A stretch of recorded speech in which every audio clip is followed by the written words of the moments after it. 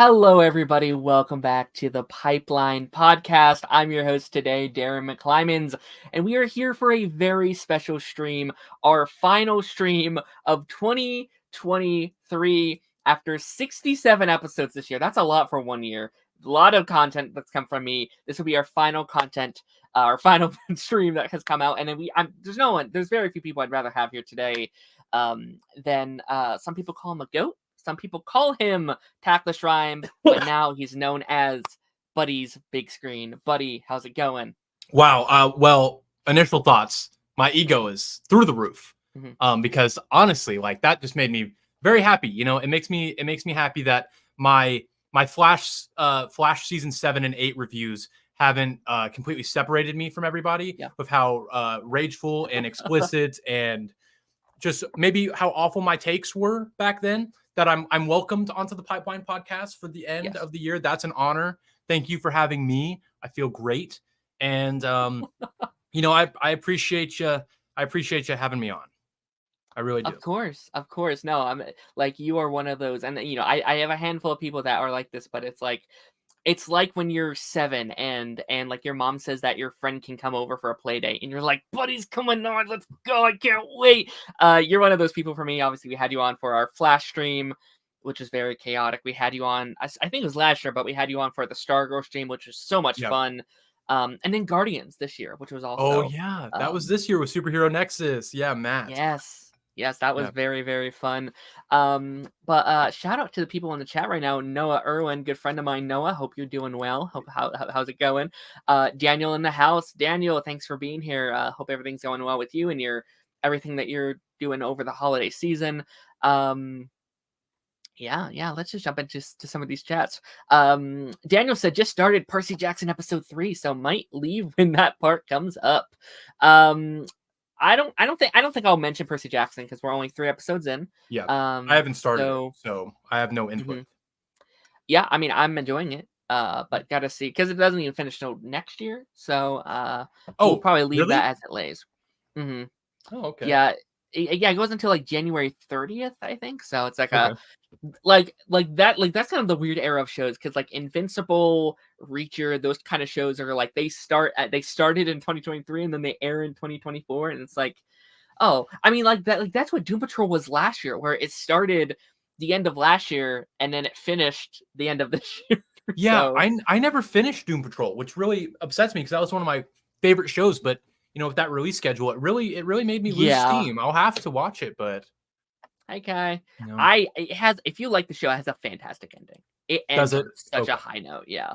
Like, good. I think like it stumbled a couple parts like during the season, but as a whole, like the final episode is like the best DC TV final episode. Maybe outside of Stargirl, because I really like Stargirl. I was gonna say, because Stargirl was really, really good. It's like Stargirl, Doom Patrol, maybe a Smallville or an Arrow are up there as well. But yeah, no, it was a great ending indeed. But today we are going to be talking some of our favorite stuff from 2023. A lot of great stuff has come out.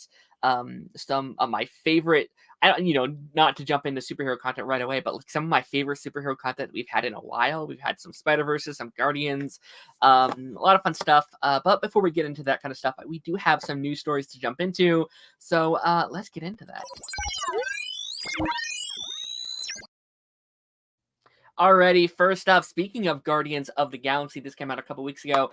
The Guardians of the Galaxy should continue in the MCU, says James Gunn. If I've said one word more this year, it might be James Gunn. James Gunn might be the word I've said the most in 2023. Yeah. I don't know if if it's because of Guardians or the DCU. I've said his name over and over again by this point. So I kind of wanted to throw this in because this is kind of like a conversation we were having last time you were here with the Guardians stream. And should the Guardians of the Galaxy continue post his the James Gunn era? Obviously, we set up a brand new team of Guardians at the end of the film. This has been a thing that a lot of people said, yeah, they should definitely continue with a new director and a new style. Some have said, no, leave it be with James Gunn. Has your take on this at all changed since the last time we have talked about it? I had a take about them continuing last time. I thought you did. I thought that you said no last time, but maybe I'm wrong. Oh, then I'll say that opinion, if that was my last opinion, I'll say that that's still where I'm at. I think Mhm. them setting up Star-Lord at the end, Chris Pratt to have a bit more of a lower down, more focused story with him being on Earth. I'm down for that. Yeah. Another Star-Lord property, later down the line, I'm in for that. I think there is a story to tell. However, that post-credit scene that you're showing on screen right now, to me, Yeah. that's it. That's all I need, because for me, what it's doing is what stories used to do, where it's like the story we as the audience were watching is over. We've Yeah. gotten all the emotional beats, the character arcs are done. It was a very good trilogy, even with the Infinity War Endgame kind of messiness in the middle of it. The trilogy is still very good. The quality never dipped, in my opinion. It only got better. Like, I prefer Guardians 2 over 1 and 3 over 2 and 1. So it's like, I think it's just become a better piece of art as time's gone on. Like a fine wine is aging very well. But I don't need more, because Yeah. the idea of the Guardians being out there and doing other things is good enough. And if Yeah. we were to see them in an Avengers property or something else later down the line, I'm in. But personally, where I sit right now, I don't need a Guardians of the Galaxy : something or Guardians of the Galaxy 4. Yeah. Where are your thoughts at? I don't. Here's the thing with Marvel that I'm starting to realize is that there are so many comic books, there are so many characters, and I think with the current state of the MCU, where people say, "Oh, there's too many characters, there's too many movies and TV shows and stuff," and I agree with that. I think they are doing too much of it right now. But then there's the other side of my brain that's like, but that's what the comics are as well. There's so many ongoing characters at the same time. There's a part of me just like, Guardians had a whole trilogy and a Christmas special and several other films that they were featured in, like the Avengers, like some of the Avengers Endgame was partially a Guardians movie, in a sense, if you feature some of the characters that were there. So like, there's a part of me that wants to feature some of these other characters and give them spotlight. I also think this lineup, as cool as this lineup is, that would make a terrible film. Like this lineup of characters could not hold their own movie. As much as I love Rocket, I don't. Rocket's weird because there's a reason why Star-Lord is kind of like the head. Like, Rocket is the main character of those films, but he couldn't be the lead of those films, if that makes sense. Like, I can't. You couldn't market Rocket as the lead. You have to have that straight man kind of. I'm not saying it necessarily had to be Chris Pratt Star-Lord, but you need that person that the audience can project themselves onto. And Peter's obviously the most relatable, since he's like the only human. So it makes sense why that goes the way it went. But yeah, you're right. I mean, Rocket is that main character. So it's like, out of this group, I don't see anybody who, like, especially since Rocket's story's like done. Like, I don't even marketing the next film as him being the lead or that doesn't engage me as much as what this film gave me. So it's like, I don't know.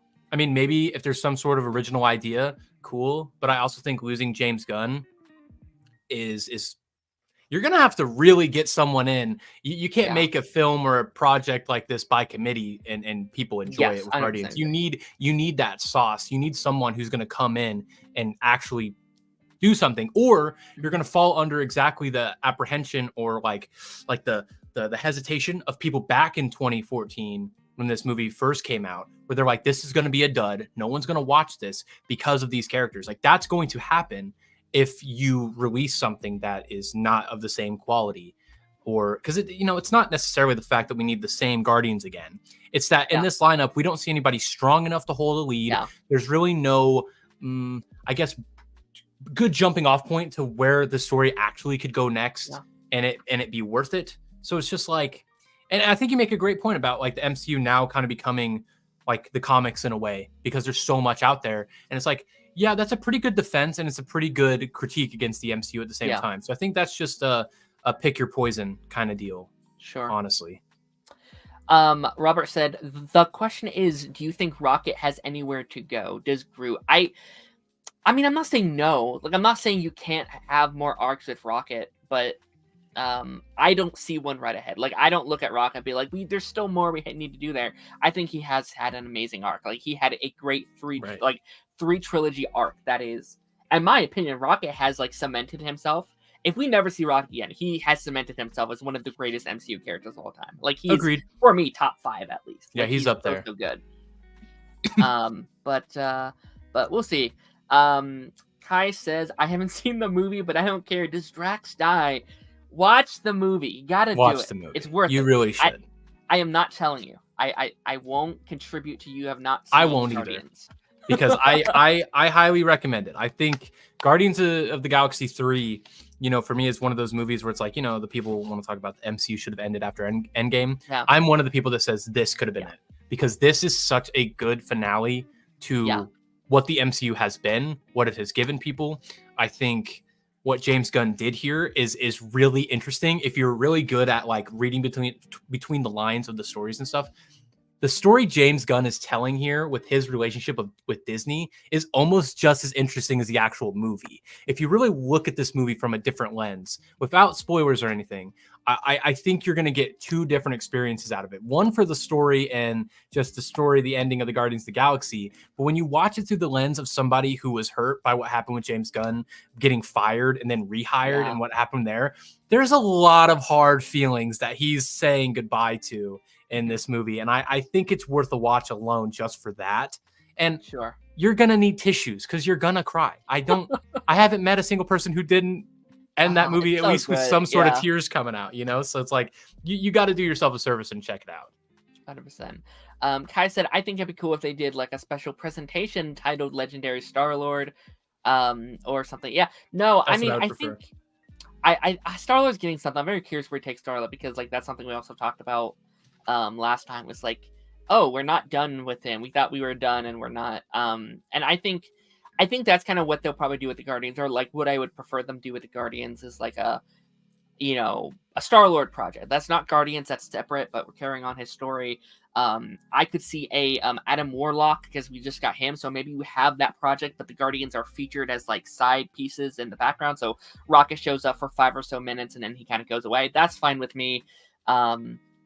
Or even Avengers. Like, I will be shocked if these guys don't show up in, like, an Avengers lineup within the next 10 years or so. So, that's all fine with me personally.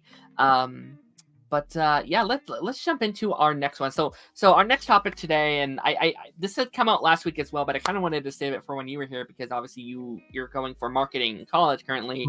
And this has been something that I found very interesting. So Wonka and Mean Girls. Wonka came out last week. Mean Girls is coming out in a couple weeks. And there's been a big talk on the internet on studios not marketing these films as musicals because they don't test as well if you don't market them as musicals. And I don't know how much you know about like musical theater and stuff like that. But just as someone who knows marketing, what are your thoughts on this whole thing?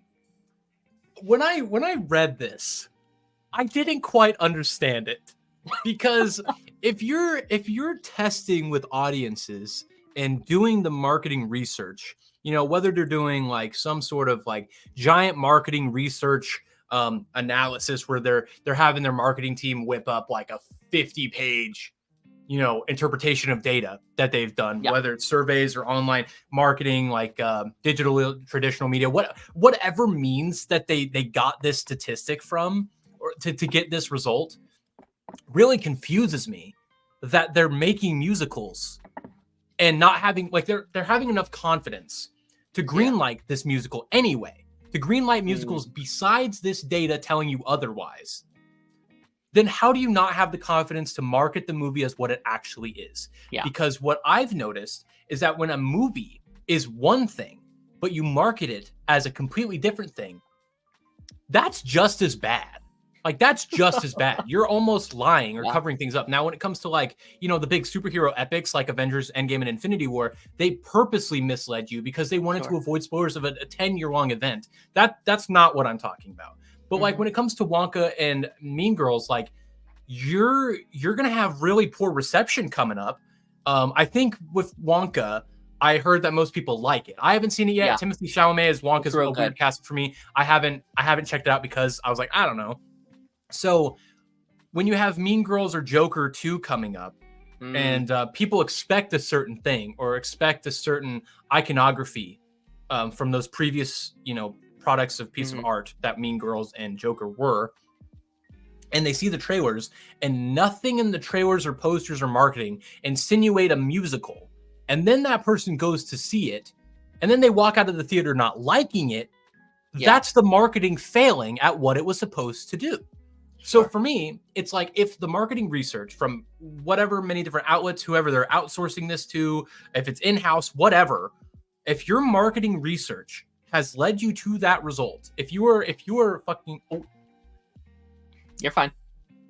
Darren, I'm sorry.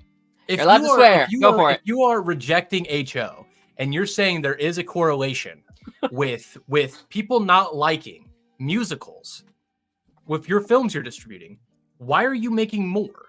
And if you're making more because they make money, then that means your marketing isn't right. Like this, like it's a couple of those things that just don't add up to me. This is definitely an interesting topic you bring up. It gets my gears turning because once again, you're greenlighting this project, giving it a bunch of money, a budget, and then turning around and not promoting the product you just made. Yeah. So for me, I guess to wrap up my thoughts is like, if you're going to look at your research analysis, figure out your target audience or whatever they're trying to get their demographic together to see if they're going to want to see movies like this. If the answer is no, but you as the studio or filmmaker want to make a musical anyway, and that's gotten through the process enough to get that movie rolling, made, it's ready to go, and then now we got to start marketing the film. It almost feels like an insult to injury that you're not going to market the film as what it's supposed to be. Yeah. Because I feel like that's going to ruin word of mouth. And honestly, the internet is so accessible and we're on the pipeline right now. You could go on, like there's probably a backlog of takes and reviews that you have here. All of us have our own takes and opinions. Yeah. Word of mouth is huge. And with the internet being so oversaturated with this kind of content, you're always going to see someone's opinion on something. And if a lot of people go see a project like Mean Girls, which is such an iconic piece of pop culture. Yes. And they don't know it's a musical. Like I know that there's musical connections with the original story, but like the movie is what's popular. The movie is what's popular. And if people go see a remake of this movie and it's a musical and they don't like it, it's going to backfire so bad. And it just bothers me that we're marketing things not in the right way. So I'd say like maybe stop making musicals if that's what you want to do based off that research. But if you keep making them, that tells me that no, they're making some sort of money, that it is worth it. If it is worth it for these businesses, then I would say that your marketing research maybe just didn't do so good and that maybe it wasn't done the right way. Because if you're telling me one thing and another thing is happening, something went wrong. Yeah. Something went wrong. Because why is Joker 2 a musical? Why is Wonka? I know the other two Wonka movies are musicals as well, but like, why are you not marketing this Wonka movie as a musical? Why are you not marketing Mean Girls as a musical? If they are, if that is making you money on the back end, if there really isn't actual data to show that you're getting less on your return back, why aren't you having more of a grit and proudness of what you've made to market it correctly? I'd say more than anything, I would like to see more of the real data interpretations, which we're never going to see. Those go to other people. But it's just, this is actually a really interesting conversation because it's like, for sure. I think musicals are awesome, but that doesn't mean everybody else does. And if I go see a movie thinking it's one thing and thinking it's and seeing that it's another, and I'm not talking like they need to like fabricate spoilers or show every spoiler in trailers. That's not what I'm saying. It's just marketing these movies in an improper way, not representing the actual tone or visuals or things. You're misleading your audience. That's the whole point of a trailer, is to give you a glimpse of what the movie is. If you go in and the marketing does not reflect that, then they failed. That's as simple as it is. You take stock prices out of the conversation, the money, the residuals, the contracts, the box office, the conditions of everything else. You take all that aside. If the marketing has failed to show you what the movie is, then the marketing is wrong. Like I don't know what else to say.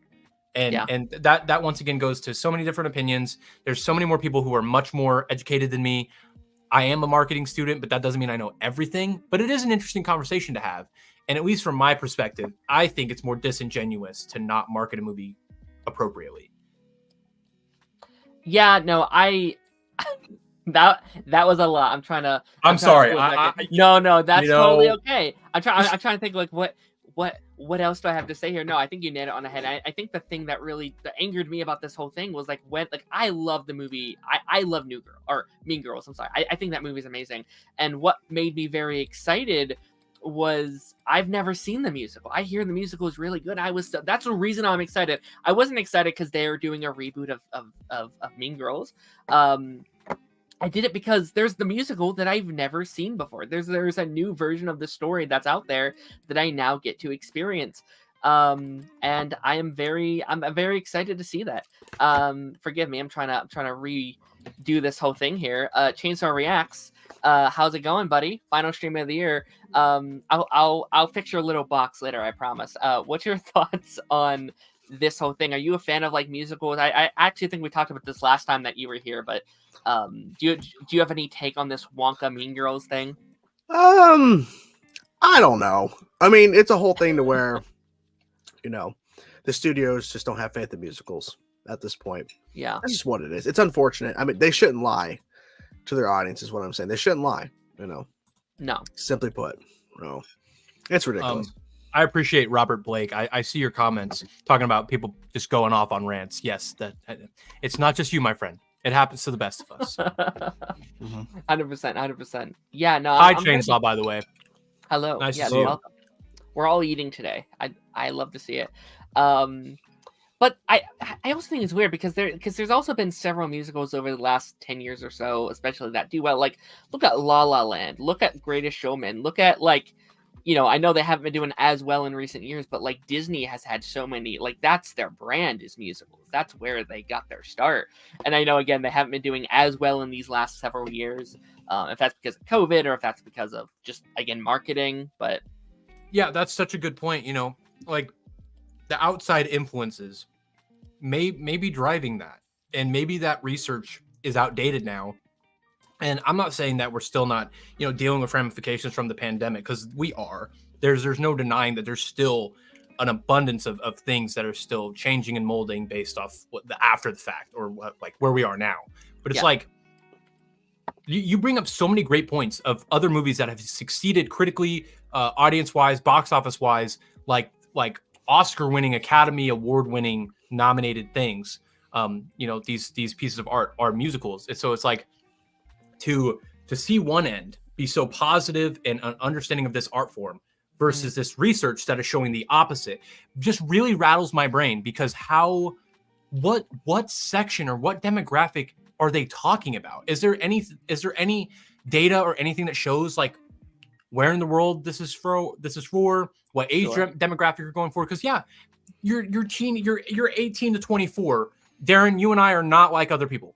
Unless you are a theater kid or some other nerd, like you may not like this stuff, and that's okay. Yeah. And especially with the younger demographic, like they might not like these. Or you have the older generation that can't stand the modern musicals or anything because it doesn't live up to like. There's so many variables, and it's like I want to know more about what demographic we're talking about. Where, like, I want to know everything, just because that will help clarify what this actually means. Because there's a lot of contradictory information, and I'm just like, I think it's a really interesting conversation. I mean, even if you don't care about musicals, the principle of marketing your movie correctly is still a very important conversation. Yeah, I'm going to be very curious how Joker 2 does, because for me, I am very excited for the movie. I think that's going to be the best comic book movie next year, like by far. I really do think so. What else is coming out? What else is a comic book movie Deadpool 2, and you got Joker. That's the competition. And then the Sony stuff, right? So there's not much competition, but I think that's going to do amazing. I think. But I'm very curious, because almost every conversation I have with like our demographic or like the people in this fandom are just like, just a musical. I don't care about a musical. I'm not gonna watch music, but it's like musicals are cool, and we've never had like a comic book musical before. Like, not really. Like, I think that's really cool. So we'll see how that does. I think Joker 2. This might be a hot take. I almost feel like your box office is going to be better if you tell people. No, maybe the reviews are going to be better if you tell people this is a musical. I know it's public out there, but if the mainstream audience knows this is going to be different, and that maybe Arthur, his perspective, that's his name, right? That's Joker's name in the movies is Arthur. I think so, yeah. Arthur Fleck, right? So if the movie is in Arkham Asylum and it's basically like a psychological break, and there's a bit of nuance behind the filmmaking, the story, the perspective that the audience is watching, because there's unreliable narrator stuff in the first film. If you play into that, you may win people over from the idea of, oh, this is a musical, I don't want to see this, to, well, when you look at it like Joker and Harley Quinn, Arkham Asylum, unreliable narrator, psychological break, musical, suddenly I'm like, oh, maybe you have something to say. Maybe there's like something behind this. Yeah. And especially you bring up a great point of it being like the first superhero comic booky musical. Yeah. That's pretty cool. I wonder if they'll tap into that or not, or if they'll be reserved. We'll see. Because now that would be 3 for 3 on first movie making $1 billion, second movie flopping with the Marvels, Aquaman, and then Joker. So we'll see. That'd be interesting though. Kai Rex said that I also think Joker 2 is not going to be entirely a musical. I think there's going to be aspects of a musical. I do agree with this. I don't think it's going to be like 10 songs or whatever. Like, it's probably going to have a couple numbers. And I also think it makes sense why Harley's in this movie as well.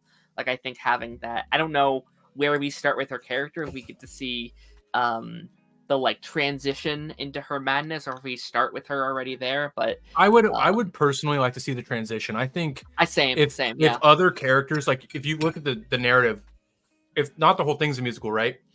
If you start with Arthur being the only one doing the musical stuff, and then as she becomes more and more unraveled by his brain, and then she gets into it, like with Lady Gaga, like I can see the vision of something you would go for there. Sure. I think it's really unique. I think Joker 2 could be a very underrated movie next year. Yeah, I'm very And the title just slaps. What is it? A Folie à Deux? Like, that's just...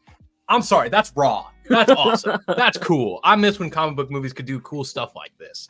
So, I'm definitely on the Joker defense train. We'll see. Like the what was it? The Blue Beetle Battalion. Yep. What was it? The Aquaman. I don't remember the Aquaman. I'm gonna be the Joker. Whatever. They tried to do Aquaman, that didn't work. Yeah, I'm gonna be on the Joker. Whatever name they come up with. The Joker's Jesters group. I'm on that. I love it. But speaking of Joker and like the Batman world, the Batman 2, not so much news, I guess. There's been, I didn't know how to transition this. Sure, no, that's fair. That was good. That was good though. That was good. 10 out of 10. I guess it's not news. That was actually the opposite, actually. Wow. So yeah, this last year or so, there's been a lot of rumors. We've heard things about Dick Grayson. We've heard Clayface. We've heard Hush. We've heard a bunch of these rumors flying around. And apparently everything we've heard is all wrong. None of it's happening whatsoever. As we thought we were kind of getting a like snippet of what this movie could be looking like. It's all false, according to James Gunn. Chainsaw, let's start with you. And I know we talked about this a little bit last night, but what are your thoughts on all this kind of stuff? We talked last night? So we had discussed that maybe he was debunking some of it, not all of it. I think just in general, there is no concrete information. Like, we don't know what they're doing, and it's Matt Reeves. He'll do what he wants. So, do we need Dick Grayson? No. Is it going to be disqualified as a movie if he does add him in? No. Bring him in if that's what he wants. But I don't know. I think Clayface is interesting. I think Hush is interesting, especially with all the stuff they set up in terms of, Riddler. I think it might make sense to do Hush, but maybe that's too easy. Right? Why would Matt Reeves want to do something easy? Because that's not who he is. So I wouldn't be surprised if none of this is true or all of it's true. I guess we don't know because the script's still being written. And Matt Reeves will confirm stuff. That's what, like, on social media, he confirmed who was playing Penguin. He confirmed all the cast. So I'm assuming that's going to happen again. So it's whatever, Yeah, I'm going to be very curious because, like, I've heard a lot of friends of mine being like, I'm concerned if this is still going to be coming out in 25. I'm concerned because it does feel like there's a lot that they still have, because they haven't filmed or anything, right? They're still on the script stages. Yep. So I'm going to be very interested to see. And again, if it doesn't come out in 5, obviously that sucks, but it is what it is. I want them to take their time with this movie. I really like the idea of Hush. I think Hush could be really, really cool in this universe. I was worried about Clayface. I'm kind of glad that's not true. Not to say they couldn't do a Clayface, but I think it would have been a very different looking Clayface than we're normal. It's like the outlandish Clayface that we're used to in like Batman animated series and stuff like that. Buddy, I know you're a big fan of this world. You just made a video on it this past week. Very, very good. Go check it out if you haven't already. Thank you. But thoughts on this whole thing?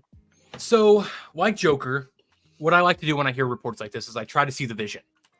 Big reason why I defend Zack Snyder, at least in the story he's trying to tell, is that can I see the big picture? Can I see the vision? Can I see why we went this way? What's the point? And when I saw this report, I originally was like, wow, this is going to be exactly kind of what I thought it would be. I just assumed Mr. Freeze or Hugo Strange was going to be next. Sure. Going with Hush makes a lot of sense with the hints of the last film. Clayface and Scarecrow rumored being the villains, and Professor Pig all really kind of work well together, especially with the drug references in the Batman 1 of people like going on this like teardrop stuff. You could relate that to Scarecrow. Hush is going to be very after Bruce Wayne, while the Riddler is very much after Batman. So that's really good. That's a good dichotomy, because in the second film, I assume we're going to see Bruce Wayne a lot more than the Batman, and I am so in for that. And so bringing Hush in, a very personal related event. I don't want to spoil anything from comics or whatever, but that's really cool. I think that's a great idea. I think bringing Dick Grayson in is a great idea. That opening scene, well, not the opening scene, but the first scene we really get with Batman, where he's going to the mayor's house, and he, lies still kind of mystery, and he ends that scene looking at that kid.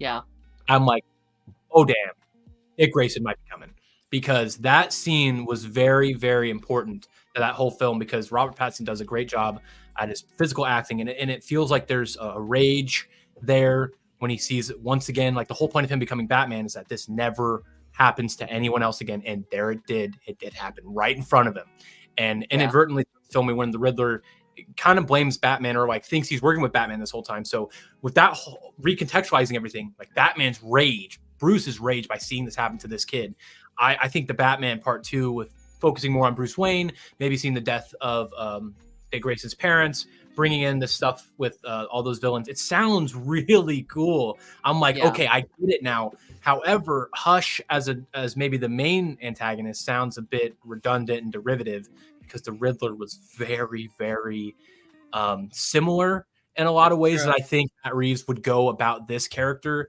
And like you guys said, we'd see probably different versions of Clayface, maybe versus the comic book Clayface we're more in line with. So it's like, there's some things from this that I want. There's some things from here that I see the big picture, and I think it would be great. But at the same time, putting all that aside, putting the vision aside, I don't want Hush as the villain. And I've heard that Mike Flanagan, one of my favorite horror creators, wants to do something with Clayface. I'd rather see that. And I've had too much Scarecrow. So personally, I don't need any of them in this movie, except maybe Dick Grayson. Because I find it interesting that Matt Reeves and James Gunn corroborated to figure out what they were going to do with their Batmans. And I'm like, okay, you went with Damian Wayne first, insinuating there's a whole Bat family in the DCU. But Dick Grayson as Matt Reeves' Batman's like Robin makes a lot more sense. So I think if we're talking about, like, because Chainsaw mentioned, like, we don't know what's real, what's fake out of this. I think if one thing is real out of this, it's definitely Dick Grayson. I'd say Dick Grayson, and then Hush. I think Clayface was probably in an earlier version of this script, just with everything that was going on with Mike Flanagan and all those different reports for a few weeks. So I don't know. I think there's some good. I think there's some bad. But I mean, as a diehard Batman fan, I think, Matt Reeves will do a good job either way. Yeah.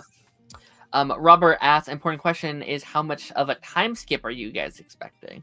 I wouldn't be surprised if we open with not really a time skip at first, and then we do a time skip in the movie later on. Sure. I can see that. Yeah, because you have all that flooding and stuff. I don't know if you wanted to skip right past that, because what is the true aftermath besides the last scene in the movie? Like, what is how does the city recover? You should probably see that, I think. And then maybe that's the birth of whoever the villain is, or something, if it's Clayface or whatever, and then we do a time skip. It's also important to point out that that apparently Penguin takes place exactly after the film. Like, it takes place right after the event of the last movie. So I could see maybe we do some stuff. Obviously, not things that you have to see, but we do fill in those gaps a little bit in the show for, if you want, there's some extra content over there that fills in the gaps a little bit better. So I'd be very, very curious. We'll talk about this and then we'll move on to kind of our main thing today. Do you guys think we should still get Mr. Freeze? Yes. That's my choice. Yes. Without a doubt. Yes. Without a doubt. Patrick Stewart, kidding. Well, I think he's already here. He's already here. Buddy's gonna do it. Oh. Yeah. Give us a pun, buddy. What killed the dinosaurs? The Ice Age! I would love if they just brought Arnold Schwarzenegger in just to do Mr. Freeze again in the Batman 2. No, 100%. Do you like Brave and the Bold as just like a flashback scene? Just my God. Oh, that'd be awesome. Or just like your Arkham series that they announced. He just in Arkham. He's like, it's not really him. He just thinks he's him. He's kind of crazy. He's not really Mr. Freeze. He just thinks he's him. I don't know if many people have said this, but I think Cillian Murphy, if you're going to get someone off of your big Oppenheimer movie to be in a comic book project, his Victor Freeze would be quite incredible. Ooh. I think you want to talk mainstream, Oppenheimer, biggest movie of the year because it's an R-rated biopic, 3 hours long, and it almost made $1 billion. That's the biggest success, I think. Next to Godzilla -1. Those two are like the biggest successes in my opinion for the year. And it's like, him as Victor Freeze, I think it's there. I think there's a vision for that. I don't know what other people think, but he'd probably be my call. Play Scarecrow. Yeah, play Scarecrow again. Yeah, that would be so good. I mean, I think he would also do another great interpretation of that character depending on the material. Oh yeah, I think he would, but it's too on the nose. But yeah, I get too on the nose. Yeah. Kai said, "I want Professor Pig." Now, we had heard rumors that there was a way back, like they were doing a show or a movie with him. Now, I don't know if that is encapsulated in this falseness that this thing was, or if there is still like a potential show with him or a movie with him. I would love something with him. I think he's a very fun Batman villain that we don't get to see a lot of. Very underrated. I'm glad he was in Arkham Knight. Kind of like side missions. Yeah. Yeah, mainly in I know him from, of course, Gotham. He was really cool in Gotham. And then Batwoman, I liked him in Batwoman. I know a lot of people did not, but I thought it was a fun slasher episode. He was in Batwoman. What season? Yeah. Season 3? No, it was 3. Was it 3? Oh, I think it was 3 because I think it was a Diggle. I think Diggle directed David Ramsey directed that. Diggle self-directed that episode. Diggle. Interesting. Yeah. Yeah, I mean, that's my favorite from the show. I think I really enjoyed that. It was a great episode. It was really fun. But with that being said, we are going to be moving into our main topic today. Of course, this is our final stream of 2023. And I do want to look back at the year and talk about some of our favorite movies and TV shows and comics and whatever we want to talk about from 2023. A great year in my opinion. I think there was some really, really good stuff. Some not so great stuff. Buddy, let's start with you. Let's start unless you're eating and you want someone else to go first. But give him a second. We're good. He's good. Okay. We're good. Okay. So what do I need to do? Just pick something. Just pick something you want to talk about. Okay. Sorry. He's like, I got really distracted by that bite. I got really distracted. Okay. I think where I want to start is probably oh man, yeah, I think I got to say it. I think this is probably the best horror movie of the year. I'm a huge fan of horror. It's Talk to Me. I think Talk to Me is your quintessential horror movie. I think it's fantastic. Seeing two YouTubers who have made incredible videos in the past, definitely a big part of my childhood, turn around and make easily one of the most incredible, impressive horror movies as of late. I think it's a very solid story. It wastes absolutely no time. The characters are very, very well written. The overall lore and more out of body, out of world stories that these kind of horror movies do can get very generic and can feel very, very overdone, kind of beaten with a stick kind of deal. But this movie really, really is unique. And I find that the plot holes or the gaps in the story are very, very small. It's a very, very good movie. I don't think there's any complaints I really have over it. The performances are wonderful. The direction's very good. The story is tight knit and ready to go. And like I said, this movie doesn't waste your time. It appreciates you as an audience member. It doesn't treat you stupid. I think this is definitely like my starter best of the year is Talk to Me. Oh yeah. I have not seen it, but I will take your word for it. You really should. I don't know if you're a huge fan of horror, which is not. But this movie is quite good. It's quite good. He's the goodest of boys. Horror is not on that on that wheel of spinning. No. What's going on here? Chainsaw, do you want to go next? Oh, thank you for moving me up. Appreciate it. Now I feel like I'm up here now. I did want to give a quick shout out to The Pale Blue Eye from Netflix. Came out early January on Netflix this year. Christian Bale. I forget his name, but he was he was in Harry Potter. He wasn't Harry Potter, but he was in Harry Potter. I think he was Harry's cousin, I believe. Based off of Edgar Allan Poe poem. Mm-hmm. It's got a lot of twists and turns in it. I really liked it. The cinematography is beautiful in it. Obviously it's not like, I don't think it's like the best film of the year, but I really was surprised. But again, Christian Bale crushed it as he would. So I recommend that, The Pale Blue Eye. I don't think a lot of people really knew about that movie. They really didn't notice it. I haven't. So. I think like just you. I haven't heard about it anywhere else.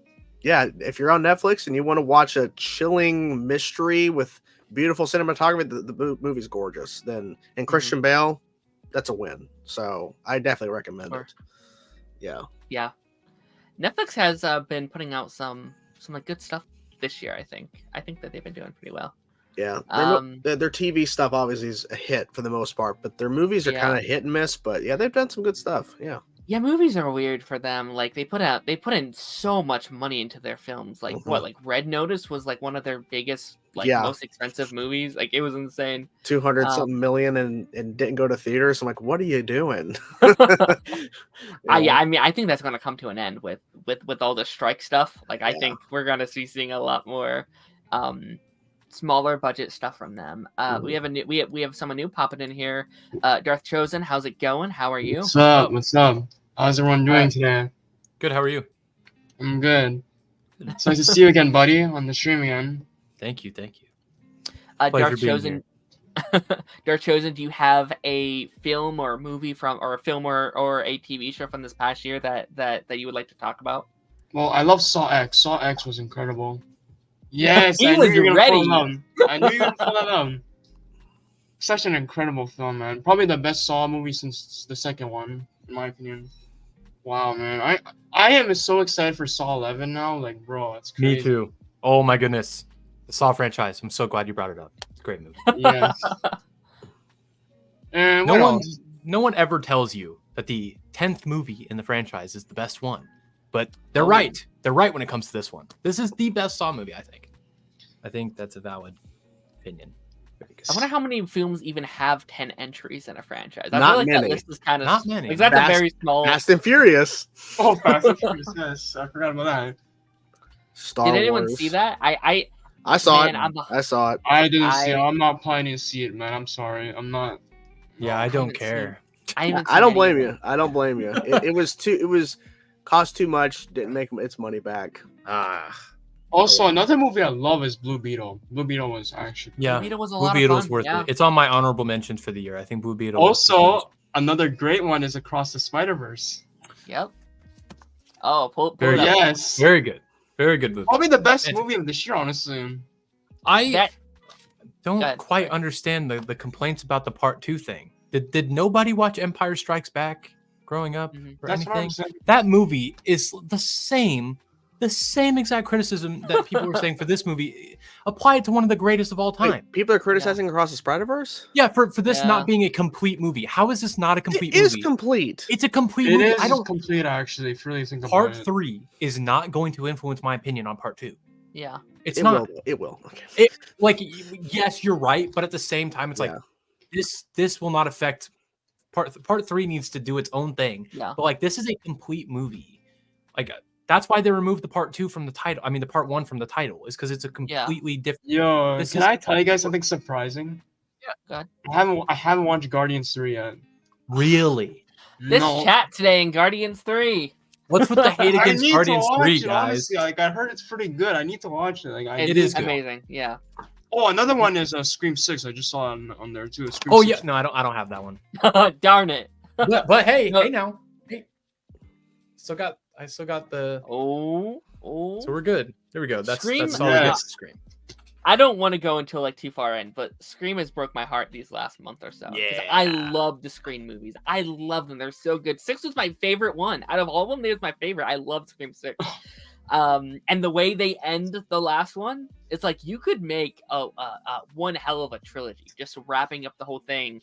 I don't think I can go see Scream 7. I don't think I can. Yeah, I don't think I can either. I don't think 7 should be a thing after what happened. I almost don't think it will. I feel like they're gonna reboot it. They're gonna can. I think they're gonna can. Even a reboot. I'm fine if 6 is the final one because 6 was a great ending. Honestly, in my opinion. I could. I can see a reboot happening, or an adjacent sequel. There's one movie on this list that is so bad, and that is Shazam 2. I do not like that. That's on my worst list. Shazam 2 was very, very. I really like. You know, like because Shazam 1 was so good, and then Shazam 2 just went downhill. Like, I originally watched Shazam 2, and I gave it a positive review. Someone could go stalk my Twitter, which no one does, but like I have a positive review saying like, "Hey, this movie's still a banger." And then I watched it again, after Ant-Man and the Wasp: Quantumania, and I went, "Oh no," because that Zachary Levi not caring with his performance at all. Asher Angel, that kid is doing a great job. Yeah. That he is a great actor, but I have a question actually. Did you guys see Aquaman 2 yet? Yes. No. Yes. What are your thoughts on it without spoilers? So I think Aquaman 1 is cooking with the sauce, right? I think in the pan, it's got sauce. The food you're eating is not dry. It is very, very well seasoned. It's a fun ride. You're enjoying yourself. You may not be exactly full when you're done with Aquaman 1, but you're satisfied. Aquaman 2 is like, it's like they put the food right in front of you for the first, like, and it like gets closer to you, and it's like almost at your table. You can almost taste it for a while, and then they give it to you, and you're like, oh man, this is great. Oh wow, this is really cool. And then they take it away from you. Yeah. And then they keep it away from you for like the last 45 minutes, and then for 20 seconds they give it back, and then it's gone again. So it's kind of like the movie pushes and pulls. I don't know if my food analogy works. I just ate, so it's on the brain. But like Aquaman 2, it's okay. I think people saying it's the worst DCEU movie. Oh man, just because of Amber Heard, man. Like, bro, like, calm down. I don't think I can confidently say it's the worst. I think there are some redeeming qualities in it. I think honestly, it's better than Shazam 2. It is. The best thing I can say about it, and almost the worst thing I can say about it, Patrick Wilson should have been Aquaman. Patrick Wilson is the star of Aquaman 2. Bro, he was the highlight of this movie, honestly. Yeah. Oh, I think he is the main character. I think Orm is the main character and is my favorite character. Leaving this DCEU, like Ocean Master is like top 3 because I really enjoyed him. But as I'm watching it, I'm like, you should have been Aquaman. Like, I was saying the same thing when I was watching it. So I think that's the best I can say without spoiling anything. Yeah, and it's unfortunate because he's probably not going to be able to. He's probably not going to do anything in the DCU. He's probably done. I wouldn't blame him. Yeah. I would not blame him. He seems like he's one of the only people trying too. Yeah, I mean, one of the few. We need to talk about Godzilla -1. What an amazing movie! Amazing, phenomenal, incredible. Just wow. Less than $15 million, and it looks that good and is that good. Wow, it's impressive. I wasn't sure going in because I'll be honest, just like an issue of mine. Like I don't do well with captions. Like that's just I have a hard time following along. Like when I like I have autism, so like sometimes when I read a book, it's sometimes hard for me to comprehend what I'm reading. But I heard so many good things. I had to do it. I had to go see this movie, and it took me a little bit kind of get into the movement of it. But it's so good. It's worth it. It is so unbelievably worth it. If y'all are still on the fence, go see it. Go support like artists. go support artists. This was not like you can tell, and I think this has been a big convo this year with like AI and stuff like that. But like you can now tell the difference between artists and studios making movies. This was an artist making film. These were creators at work putting their heart and soul into this movie, and it's my number 2 of this year, I think. So far at least. So that's such a valid take, because I mean, if you really haven't, once again, if the chat hasn't seen Guardians 3, I assume a lot of you haven't seen Godzilla, and you really should. You really should. There's a reason it keeps getting extended runs in theaters. Yeah, because really it is overwhelmingly like, this is a movie, guys. Like, we made a movie, and we're so proud of it because it's so enthralling. It's very, very good. Even if you don't know anything else about Godzilla, you don't care about the franchise, or you only watch the MonsterVerse films like me. Yeah, this is gonna blow everything out of the water. It is. This might create Godzilla fans more than any other Godzilla thing, because it's so good. And people always say, you know, in these MonsterVerse movies, the human aspect is the worst part. It's the best part. It's the best part. It's the best part. Yeah. Without a doubt. It's a fantastic movie, quite frankly. So good. Yeah. I'm looking at my little list of show and tell items. Okay. And I think I need to bring up another horror one, because it's my last horror one I have, is Evil Dead Rise. Because I just said that, you know, Godzilla -1 might create Godzilla fans. Well, this movie created an Evil Dead fan in me, because I haven't seen the others. I now have all of the other ones on 4K, because I went out to get the whole lot after this movie, because I found it to be, once again, an extremely well done movie. It's very well crafted. The story is very good. Cinematography is a lot of fun. Has probably the best opening credits to a movie I've ever seen. It was so cool. And let's just say you don't want to find my old tweets about my opinions here. I was very down bad on Twitter for a while. There was something about this movie. I couldn't help it. Mommy was with the maggots now, and that just did something to me. So, you know, I don't know how to respond to that. Have you seen this? Wow. No.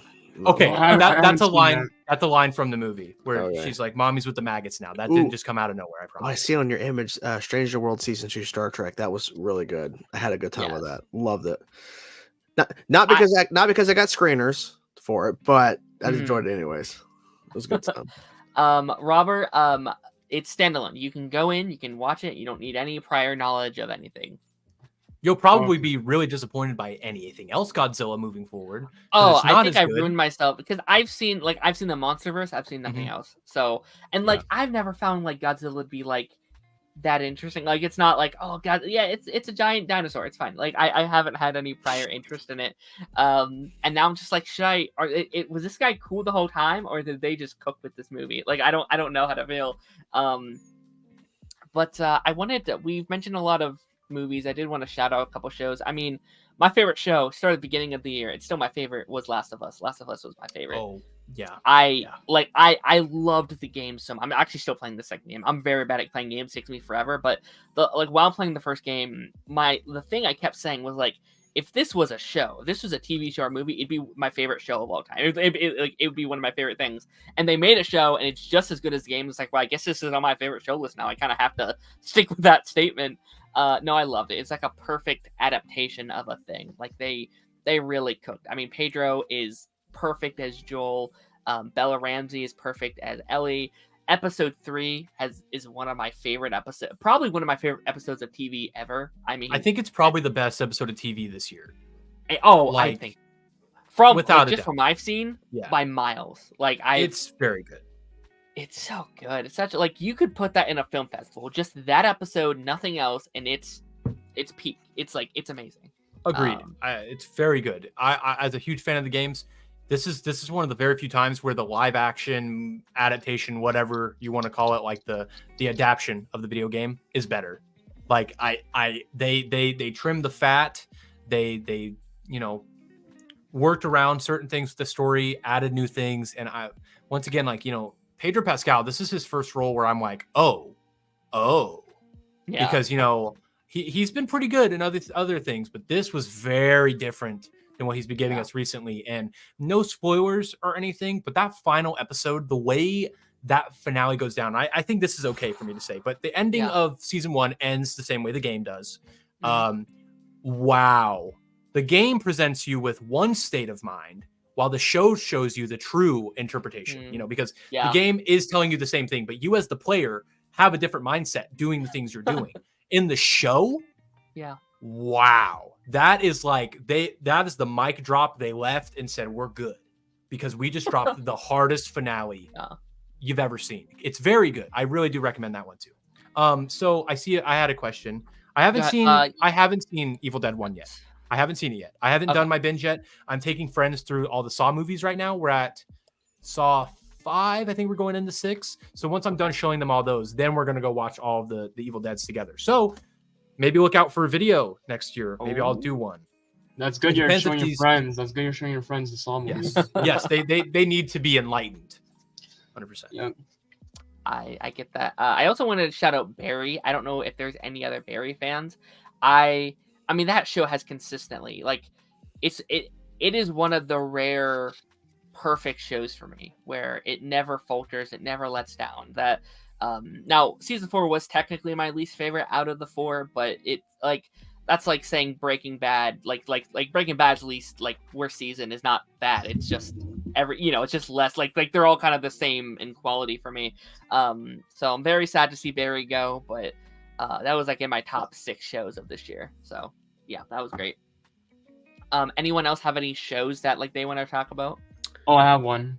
Go ahead. Superman Lois. Hell yeah. I'm gonna say this right now. So before season 3 came out, I was a little worried because I wasn't a big fan of season 2 because the villain and the story was it was dragged out a little bit. But then when season 3 came out, like I think when I saw the first 5 episodes, I was like, okay, Superman Lois is back now. It's totally back. The writing is back on spot. And when Doomsday show up, that's when I started getting hype, bro. Oh my, I can't believe they did it, bro. I can't believe they did it. And they pulled it off too. Yeah. I mean, they did what people hated about Batman v Superman, but like did it better. Like I'll give them that. And I'm a Batman v Superman fan, but that version of Doomsday, oh man.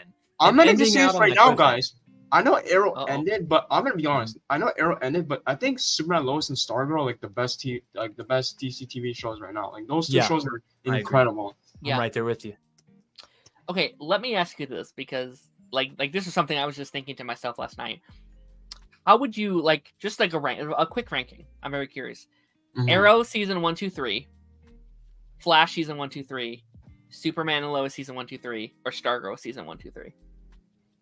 Like which one do you think was the best just based on their first 3 seasons? Oh, like of each show, which one's the best? Yes. Just based off. I wasn't saying the first 3. The first 3. Yes. The first 3. Based on the first 3, what is the best show out of those? Arrow season 2, The Flash season 2, Superman season 3. What was the other one? Stargirl. No, I just meant Stargirl season 2. No, he's saying what shows based on the first 3 seasons, not just individual seasons. Sorry, I thought you meant which. You're thinking too specific. You're thinking too specific. Yeah, just think they all ended after 3 seasons. Stargirl. Okay. Superman and Lois loses me in 2 for a bit. I gotta say Flash. I think the Flash to me. I mean, I know some people didn't like how dark the season 3 for Flash in terms of the oh god. Savitar. I couldn't think of the name. Sorry, it's been a day. I've been filming too much. But I loved it. I love this. The show was like, let's try to go Arrow dark. I loved it. So I still think. But then again, it's hard to say because they're all good in their own rights. No, I'm gonna say mine right now. It's really tied between Flash and Stargirl. Like, it's really tied. Like, I don't know which one's better. Like, Flash is good, and then Stargirl's like, it's so hard. Like, they're both. I don't know. I gotta say Flash. You know what? I gotta say Flash because, because Chainsaw made a good point. Like, it was really dark. It was dark in a good way. Like season 1, I think season 1 was so good. Like, I remember watching that show for the first time. I loved it. Like, throughout the season 1, and then season 2 came. I'm like, bro, and Zoom broke Barry's back, bro. That's the moment, bro. That's the moment where I truly love this show. Okay. I gotta say Flash. I agree with you, Chainsaw. I mean, just biased wise, Flash. Like those early Flash was like some of my favorite TV. Bro, it was peak, man. It was peak. I'm telling you. I do think season 2 or season 3 drags it down a little bit for me. But it's still pretty good. I still love season 3. I have a bias for season 3. But I think overall, like if we're just talking quality, I think Stargirl probably is the most consistent. That's Like- what I'm saying. Like Stargirl didn't have one bad season. It didn't have a Think dip. about it. No. Stargirl Sure. barely had a mid episode. Like they were. I don't That's think what I'm they're- saying, bro. Like I was watching every episode. I was like, bro, how is the show so perfect, bro? I like genuinely thought season 3 was gonna like be trash because I'm like, this is Yeah. so predictable. I'm like, this is so annoying. Like the premise is not gonna last through the whole season.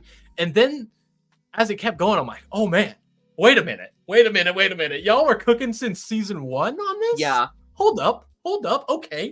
And then it ended off on like the biggest banger of all time. I'm like, okay, Yeah. you know what? We didn't get Stargirl to continue. Those first 3 seasons are good enough because it's perfect. It's quite good. Sorry, I totally misunderstood what you were talking about. You know, No, you know no, what's that's crazy? okay. I was What's gonna up? say, you know what's crazy? Like, when I first watched season 3 of Stargirl, I was like, I mean, like, I remember how I didn't like the season that much because it was too predictable. A lot of things were going on. Right. But then after watching like other shows like The Flash season 9 and all that stuff, I started to like season 3 a little bit more. Like, Yeah. and like, because oh my god, Flash season 9 was so disappointing. I am so Flash upset. season 9 has made me not like the show overall. It's sad, you know why? I- Because yo, buddy, we both love season 8 so much, and we thought the show would come back. But then Yep. season 9 Yep. came around. I'm like, bro, what are you doing, Eric Wallace? Ah. What are you doing? It's like, Biggest see, Oh, you know what's I- funny? It's like a pattern, if you really think, because season 6 was pretty good, right? And then season Season 7 6 was went pretty good. downhill. Season 8 was great again. Season 9 went downhill. Like, it's like a pattern, if you really think about Yeah. it. Yeah. Yeah, oh man, Flash season. I mean, I do got to bring it up. I know we're kind of on the track of the Arrowverse show, but the I know. Arrowverse did end in 2023. Like that is something to at least Yeah. Yeah. mention. That's true. It's such a. I mean, I'm pretty sure all of all of us that have channels here, massive parts of all of our channels and stuff like Yeah. that. So, I miss the Arrowverse. I'll be honest though, I don't. And yeah, as someone who says Flash is their favorite show, I'm not missing the Flash. I Or don't at miss the least Flash. At least the Flash that ended. I do not miss the Flash that ended. Oh I missed the You know, Flash that started. here's the thing about the but- Flash though. Like, I miss watching every episode every Wednesday. That's the thing. Like, I miss watching because I'm used to watching every Wednesday. If you really think about it, like, all of us are used to watching Chainsaw. You're also used to watching every Wednesday too, right? And all of us are used to watching every Never heard of Wednesday. it. Now it's like Never heard of it. No idea. it's gone. The Like, flush is what The you said? the Oh. flush down the Are you toilet. talking about the worst movie of the year? with Yes, Flash that- 2023. Oh, no. Listen. No, I dislike that movie. I thought it was a good transition if I brought it up then because we're talking about the Flash. But no, Mm. I mean, the real question is the Flash movie versus Flash season 9. Which one's better? Flash I season don't nine. know. Flash season I nine. could. I don't know. Flash I gotta season say nine Flash is better. season 9. I'm Flash- sorry. You had the return of Oliver. You had the full circle moment. That's Um, true. Those two Yeah, episodes is the That's only 80 minutes of however many minutes that is. I almost would rather see. Here's the Listen, thing, Flash though. Here's the movie. thing, buddy. I know Red Death wasn't good, but at least you got Red Right. Death and you got Color Blue. That's That's true. the thing people wanted. That's true. That's the thing people I- all wanted, like, for years. Like, that's why I love the Flash season 9 more than the movie, because the movie just Yeah. I- no, I got you. I do agree. I mean, I really dislike season 9, but the fact that I could just carry episode 9 and 10 and be like, this came. That's the only thing that can make me not go insane from season 9. Is like, I got these masterpieces. Forget everything else. I can hold these precious gems. In Just the imagine bottom there's of only it. 2 episodes of season 9. Just imagine that. What That about, would've been fine. what about episode would've been 6? cool. The best episode of the whole season. Oh, no. What episode was even that? I don't even. What was episode 6? That's the one The with Becky one. Yeah, with Becky, no, I like no Roses. Barry, no Iris. It's Li- the like luck lady. The lady luck Oh girl no! Yeah. It was- no. who somehow just knows that she died or something was brought I back. guarantee you, buddy, I'm gonna be honest, that is worse than the Deathstorm stuff. Ugh. Oh, it's my yeah. least favorite of the show. I think that's I Wow. literally think it's the worst episode of the whole thing. Oh, it's I It's got- worse I than got- Girls Night Out, bro. That's crazy. Like, Girls Night Out was fun. Oh. 10 out of 10. I don't even hate Girls Yeah, Night Girls Out. Night Out was not bad wasn't compared bad. to that. it's actually not that bad. Like, I don't know why No. people You just hate that said it episode. was. You just said it was bad. It- You can't flip flop, man. You have to stick to your Compared to damn what we guns. I get. thought it was pretty good. It was pretty funny, actually. I was enjoying. I just don't understand. They Mary. like to like it's the Girls Night Out. Like you just shit on it. Like no, it wasn't that bad. Like come on, man. Stop flip flopping. Stick I think with it. season 4 as a whole, like I did not like season 4 when it aired, Yeah. but every year since it's aired, I'm like, you know what? It's actually kind of I kind of want to go back to that Flash? place. Can we go? Yeah, 4. Season 4 I was think- pretty funny. I can't lie, bro. I I was think- laughing. Till the mid-season finale, it's cooking. I thought the actor that DeVoe went into at the end of episode 9 was going to be the other thinker throughout the entire season because he was very strong, And that would have been done better. Yeah. and it would have been awesome. I was like, oh, that's sick. And then they kept doing it's the back half that really ruins it. Yeah, Bro, I agree. what's the point of the body swamping? Like, you know, What's the point? Could they not afford Neil Sandilands? Was his what was going on there? It's Had like to was you know the scheduled- thing is nobody. You know why? Because the writers are waiting until they get to Ralph. They're waiting for that moment. That's Yes. why.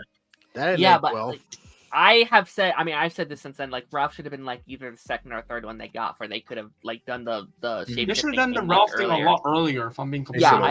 I agree. And then It would you have have kept more time for the momentum, still would morning. have paid off. Imagine, Yeah. imagine if they did the Ralph thing in the mid-season finale. Yeah, well, Like, do you think it would be a yeah, little bit maybe better? more around then. Maybe more around the And mid-season. then the would back be half of the season, you get more of a powerful version of DeVoe, and then he just destroys the whole. Oh my god, that'll be better, honestly. Yeah. What if? Hold on. What if? And this is me like spitballing. I haven't thought about this. Like, what if Ralph was the one he was framed for murder for? Like, he kills Ralph instead, and that's the whole trial thing. Oh, that would like be Harry, better. Harry killed Ralph. Like, That'll Yeah. be better, actually. Hold Ooh. on, what? yeah, That that would have could've been cooked. kinda That cool. would have cooked. It would have saved all the controversy later on. Yeah, Well- I mean, I like obviously it would have happened to it would have had to happen a couple episodes later because Yeah. you do need that journey of like, because season 4 Ralph, like he gets annoying, but there's the moments where it's like I want to kill him because you guys are my family, you guys are all I have left. I would throw myself into a burning like a fire to save your life. Like, that scene is so good and that arc is so good for Ralph that yeah, no, I wouldn't want to affect that, but There's one episode in season 4 that I truly love, and that is Enter Flashline. That episode Yep. still It's is one of great my episode. favorite episodes in the whole series. When I first saw that episode, I was like, bro, this episode basically saved season 4 for me. mhm. Like, wow. All right, I do kind of want to go back, get back on track to the Yeah, we should. Yeah. best Yeah. of the year. Talking about something go ahead. that's a great fourth entry. Oh. Great fourth entry, guys. The best of the John Wick movies. Have you guys seen the John Wick Chapter 4? Have you seen this? I've not seen. No, actually. Guys, I'm behind. I greatest haven't action movie I've ever seen. I haven't seen 3 yet. Oh wow. I'm behind. I'm You really got to get in behind. on this. Yeah. This is insane. I can't believe this movie exists. I was trying to Darren and I were talking before this stream started, and I was trying to get all of my show and tell items and then a doc of movies that I really enjoyed, and I'm like, this movie I forgot came out this year.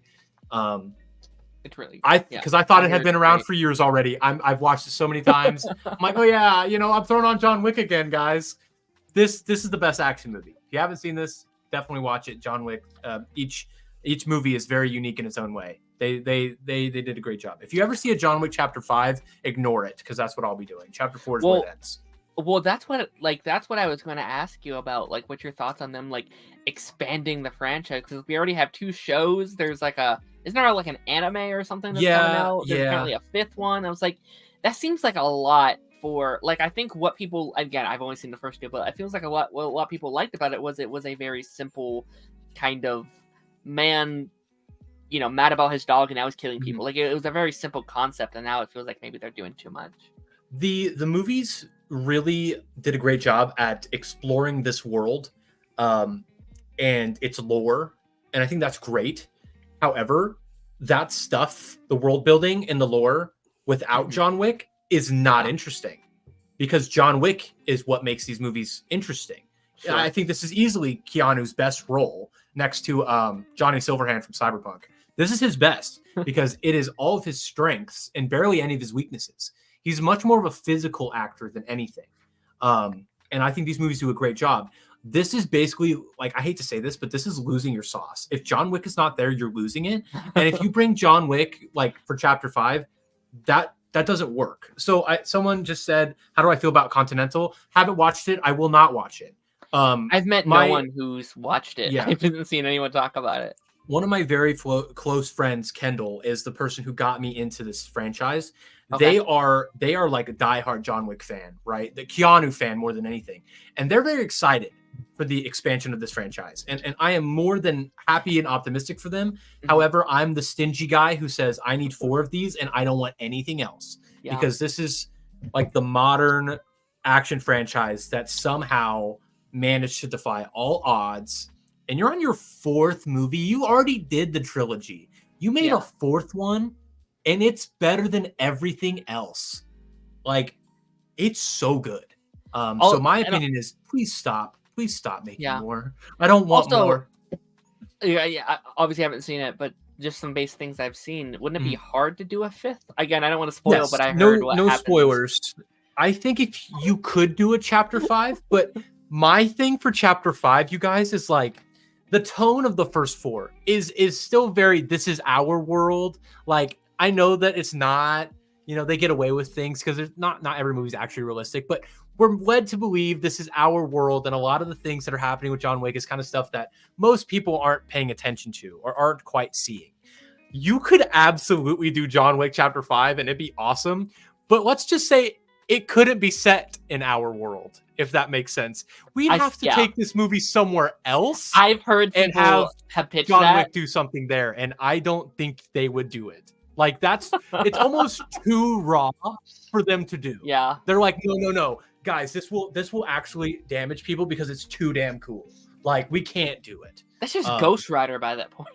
Basically, yeah, it would be Ghost Rider. John Wick meets Ghost Rider is what chapter 5 should be if they make a 5th. Yeah. But it would be a really big departure, so I don't know. It's kind of difficult to do it. Sure. Yeah, we try to teeter around chapter 4 and how it ends, but it's I'll say it's not definitive. As much as people say it is, it's really not as definitive. So it's up to interpretation more than anything. But yeah. Sense of finality with 2023. I was kind of saving it because I wasn't sure if someone. I had a couple of other people that are planning on coming that wanted to kind of talk about it, but I do want to jump into it before we, don't get around to it. We gotta talk about Barbieheimer. We gotta do it. One of the biggest events of this year. Now, buddy, we and you were supposed to originally talk about it when that had come out. Scheduling messed that up. What were your kind of feelings on just that entire event that had happened? As a marketing major, brilliant. Nobody had to do anything. No marketing team with Barbie or Oppenheimer had to spend a single dollar or single minute doing anything. This is one of those few times that public general audiences got together and pull off the greatest marketing campaign I've ever seen. I was gladly a part of it. I did do Barbenheimer at my theater. I watched Oppenheimer and then I went to Barbie. So I did the reverse. Yep, but same. I loved it. It was awesome. I will say that when you first watch them back to back, I love both of them. And maybe the difference in quality isn't quite there when you watch them back to back for the first time. Now that I've seen them multiple times since then, Oppenheimer is clearly the better movie, without a doubt. The fact that it was done with absolutely zero visual effects enhancements that weren't practical is incredible. The cast is great. The story is very well done. A story being written from the first perspective is not very, that doesn't happen quite often. And I just think it's spectacular. I think it's Christopher Nolan's second best movie, next to my personal favorite movie ever, The Prestige. Like this is so good. And the fact that it's, made so much money back, almost $1 billion for an R-rated biopic that's 3 hours long. That's insane. But then you have Barbie. And I think Greta Gerwig is an incredible director. I know she likes to write her own movies, which is the only reason why I don't think she'll even consider doing Superwoman, Woman of Tomorrow, is because it's not written by her. But she is one of the best directors we have, one of the best visionaries we have. She's incredible. Greta Gerwig is top 5 for me when it comes to filmmakers because I love everything she does. And Margot Robbie really fits the role of Barbie really well. I love Ryan Gosling. Ryan Gosling's going for that Oscar like nobody else is right now, with everything he's doing on the outside. And I respect that. Yeah. The movie's so much fun. And really what Barbie is trying to solidify is of just a very good message. I will say, since I haven't really had any time to talk about this stuff online, is I see the discourse of people thinking that Barbie's against men for some reason. And I just want to say, guys, hey, if you watched Barbie and you are a man, or you're identifying as a man, and any, you know, maybe try a little harder at watching the movie, because it's really not against you, like, at all. It's actually uplifting everybody. It's actually for you. As a man, like, you know, I'm just a cis man, and going to see this movie, I was like, oh, this was rad. But then I'm like, oh, wait a minute. The whole, like, I'm just Ken stuff is actually very good for, like, mental health for young men, because, like, there's so 100%. Many different really toxic individuals that are leading, you know, these younger guys in this generation to their morals and ethics. And it's like, to have Barbie come out and be actually very pro mental health, very pro men, and being, you know, happy with yourself in the way you present yourself. I'm like, wow, this is actually very good. Obviously, not to mention everything when it comes to women, because I have nowhere to speak on that. I have nothing.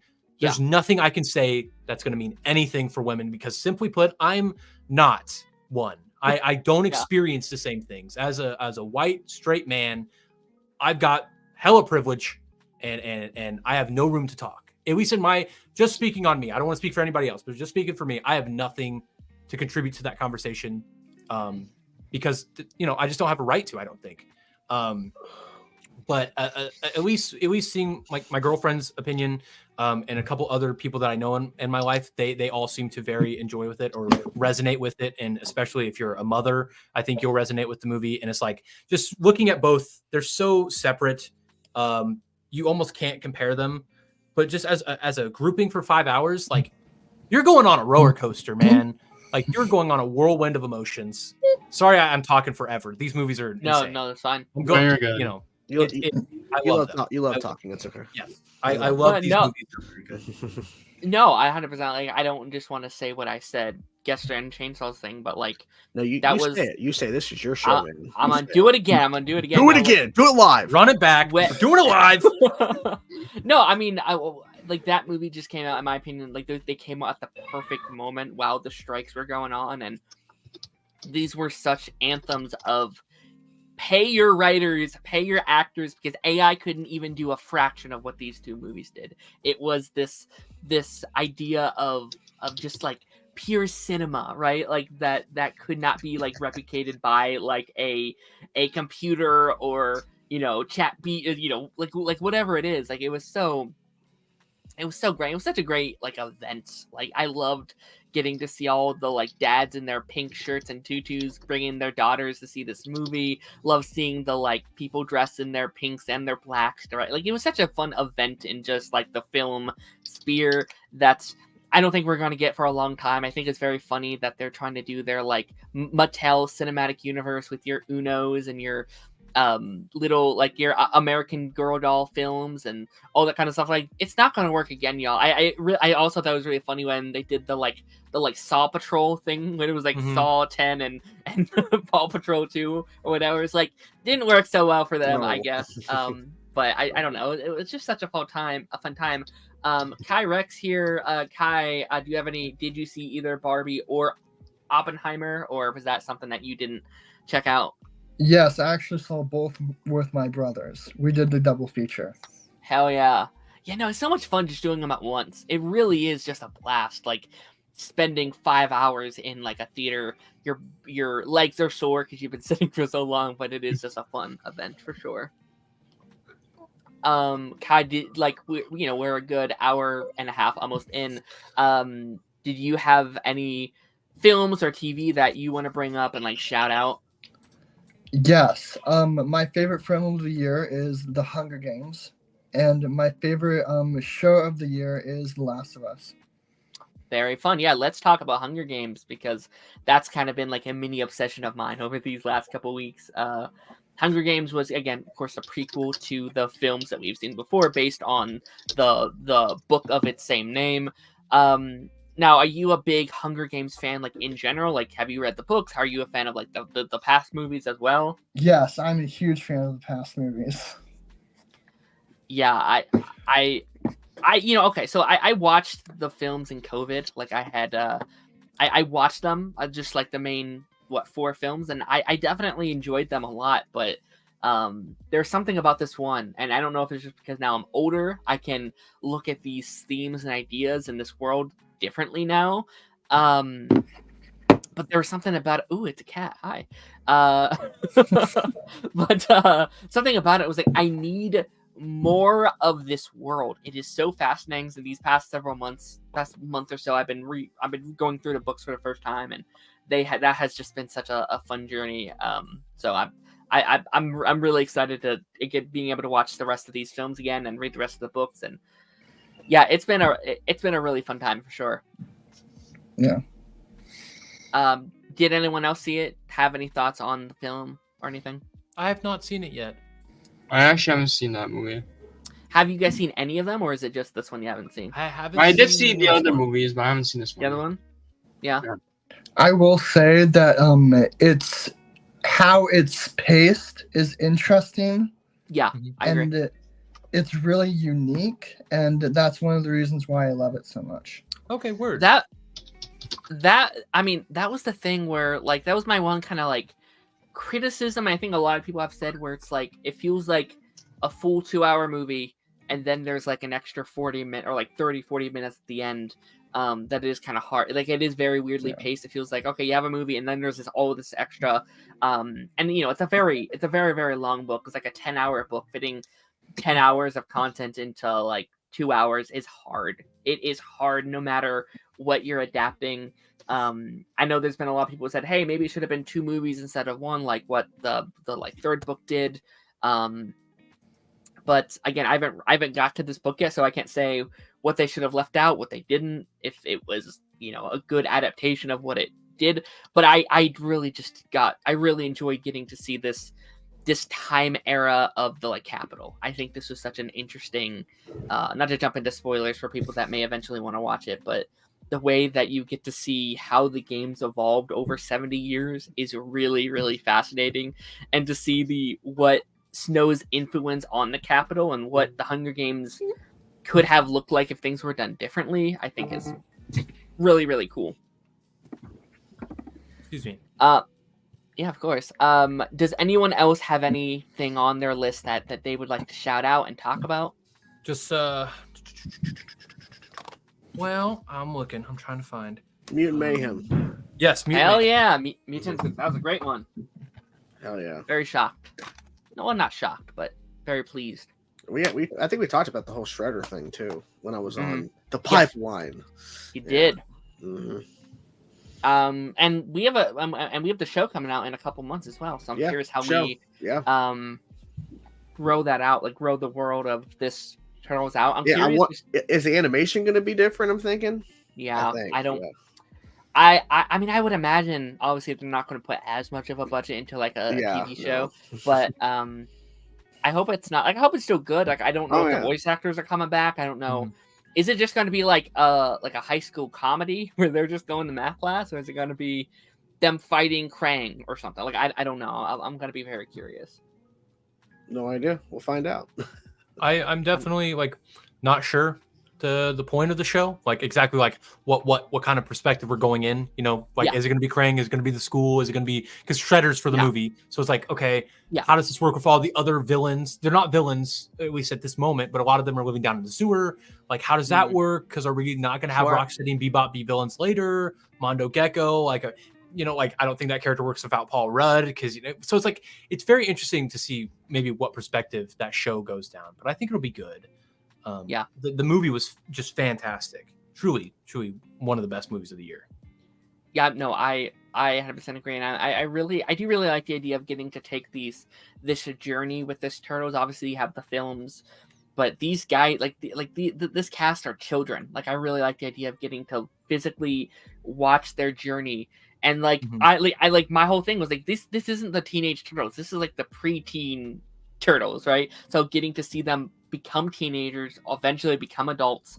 I'm just going to assume we get maybe at least 3 films, so getting to see how they are physically growing as people, how their turtles evolve, get to see them turn into the turtles that we eventually know and love from like the 90s movies and the comics and stuff like that. So I am I'm very excited to see that evolution in real time, which I think is the power of TV that I think a lot of people don't use to their advantage. Like TV is such a beautiful medium for just growing your characters. So I'm very excited for what that could look like for sure. I forgot what shirt I was wearing. I was like, oh wait a minute, this makes a little bit more sense for me to wear this Mutant Mayhem shirt right now. As a Donatello fan, I just want to be that guy. Donnie is probably the best he's been in quite a long time. And this just, I don't know if someone like put a webcam in my room and studied me or something, but Donatello also is a huge fan of anime, specifically JoJo's Bizarre Adventure, which I used to do videos on. When Donatello puts on a JoJo hoodie, I lost it. And okay, listen, I don't advise talking in the movie theater, okay? But when I watched Mutant Mayhem, it was once again just my friend and I, Kendall, watching the movie, and no one else was in the theater. We were watching a pre-show of the movie, so we were just kind of talking our thoughts through. That's what we do, but we're not going to do that in a room full of people. I want to make sure my context is very clear here. In the final act of Ninja Turtles, they reference stuff, and I just look at Kendall and I go, "Are they going to do Attack on Titan?"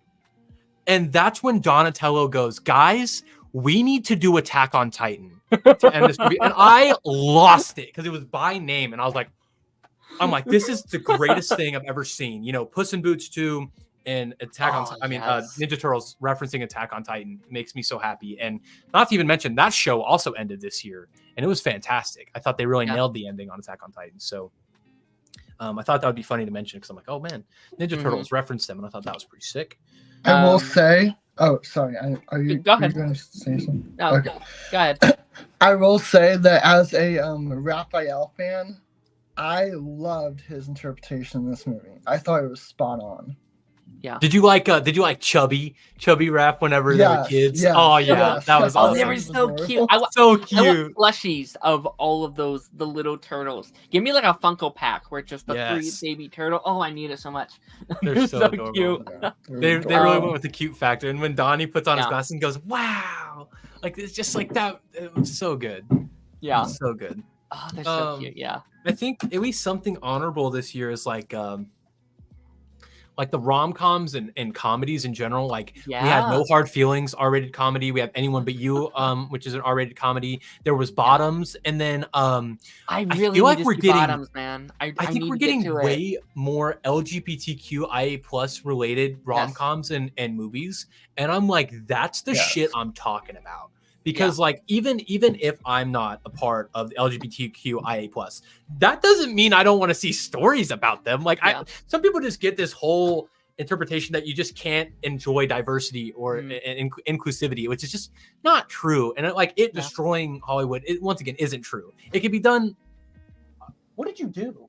Oh my gosh! I thought my cat I thought my cat was very mad at what I was saying and destroyed something. She just ran through her tunnel very aggressively. But I think that's great.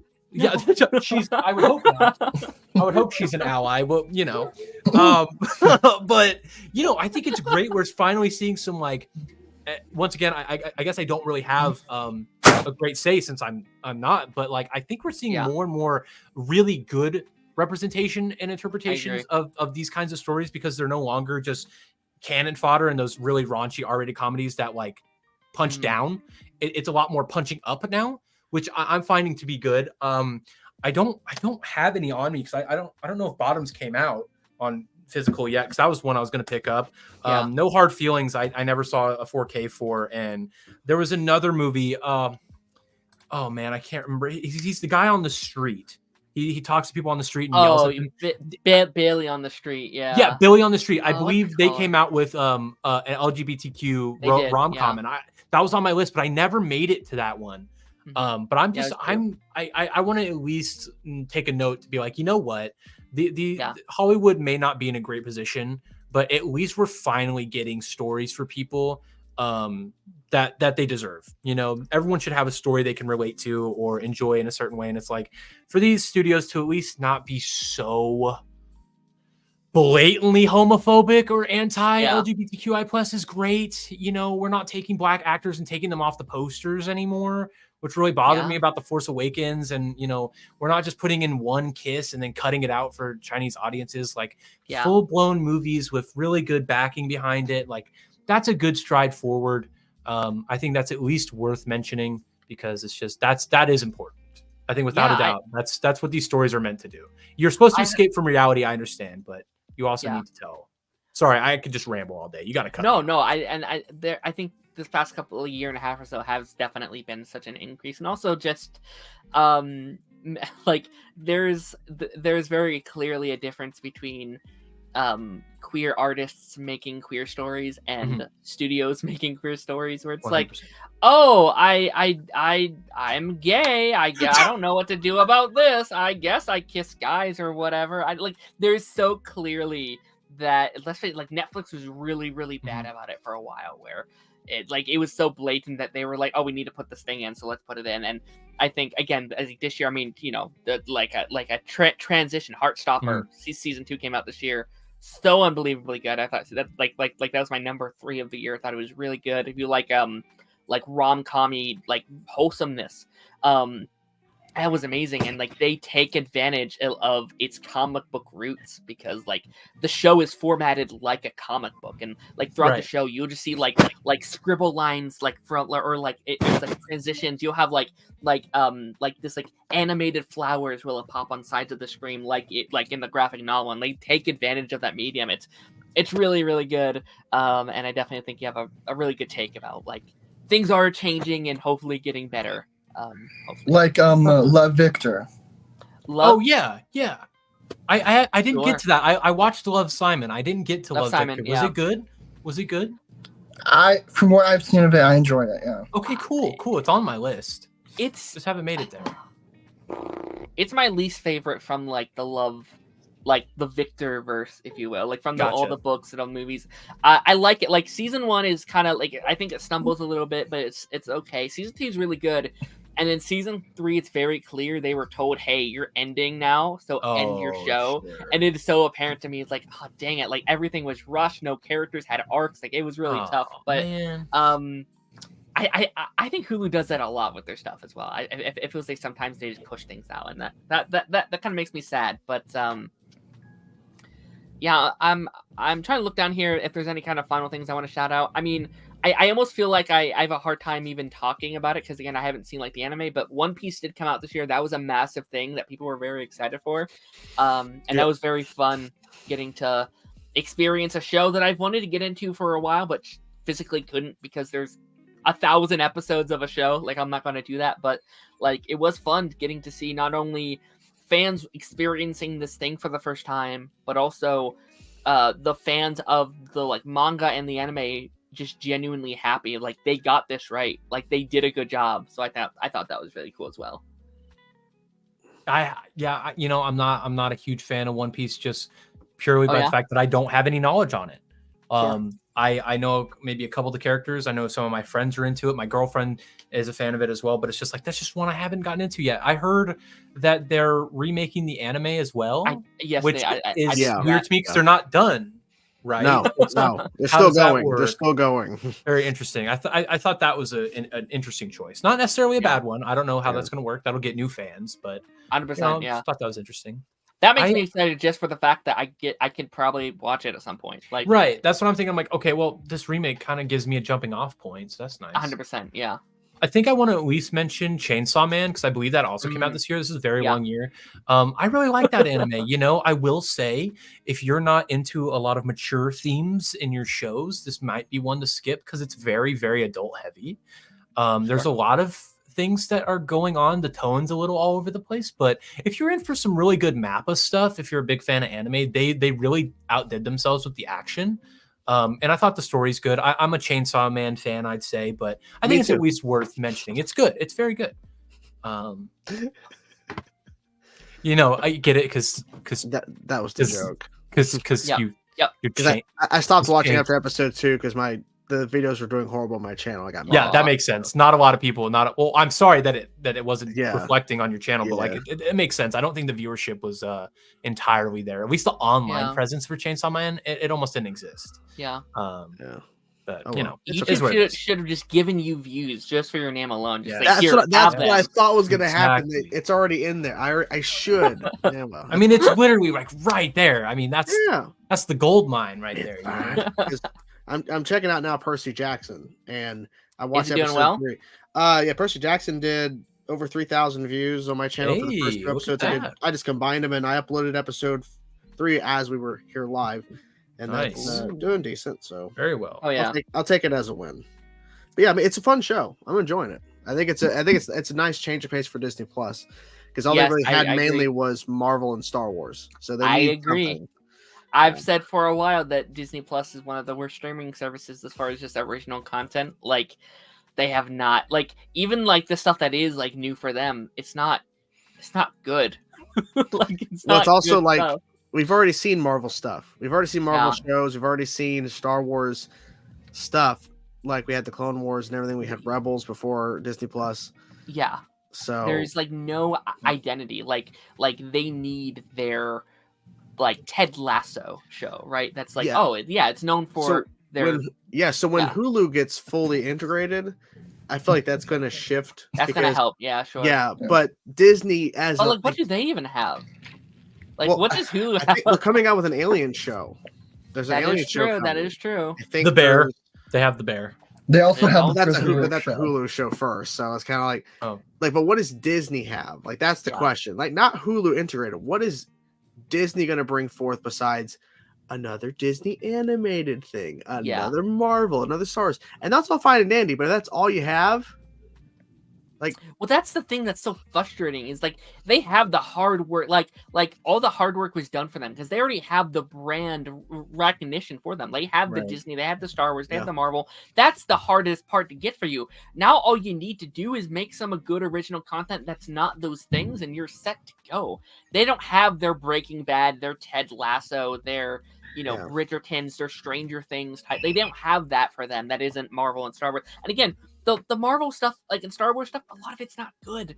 People haven't liked a lot of the stuff they've made, which I don't know, man. I don't know. We didn't even talk about Ahsoka. Not a lot of people are watching. No.